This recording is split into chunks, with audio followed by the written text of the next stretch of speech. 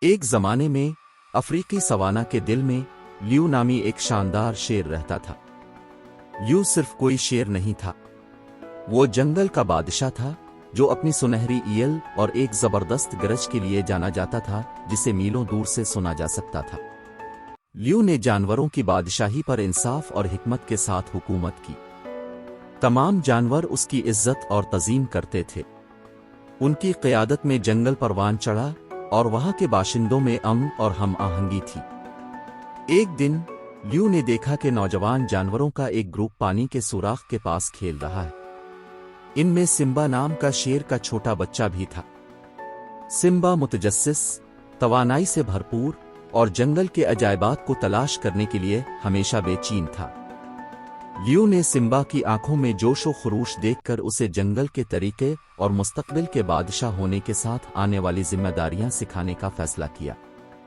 لیو اور سمبا نے اپنے دن وسیع زمینوں میں گھومنے، مختلف پودوں اور جانوروں کے بارے میں سیکھنے اور فطرت کے نازک توازن کو سمجھنے میں گزارے۔ جیسے جیسے سمبا بڑا ہوا، وہ ایک ہنرمند شکاری اور فخر کا ایک معزز رکن بن گیا۔ لیو کو اس شیر پر فخر تھا جو سمبا بن گیا تھا، لیکن وہ جانتا تھا کہ بادشاہ کے طور پر اس کا وقت ختم ہونے والا ہے۔ لیو نے جنگل کے تمام جانوروں کو جمع کیا اور اعلان کیا کہ اب وقت آ گیا ہے کہ وہ تاج اگلے بادشاہ کو دے دے۔ جانوروں کو لیو کے قدم چھوڑتے ہوئے دکھ ہوا، لیکن وہ جانتے تھے کہ سمبا ذمہ داری اٹھانے کے لیے تیار ہے۔ سمبا نے جوش اور عاجزی کے ساتھ نئے بادشاہ کا کردار قبول کیا۔ اس نے جنگل میں تمام مخلوقات کے لیے لیو کی انصاف پسندی، مہربانی اور احترام کی میراث جاری رکھنے کا وعدہ کیا۔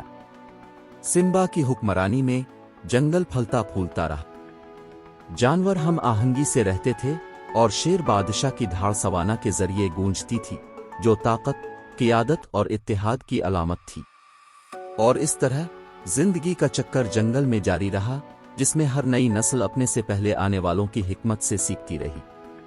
لیو اور سمبا کی کہانی ایک لیجنڈ بن گئی، ایک یاد دہانی کہ قیادت صرف طاقت کے بارے میں نہیں ہے، بلکہ ہمدردی اور سمجھ بوجھ کے ساتھ دوسروں کی رہنمائی کرنا ہے۔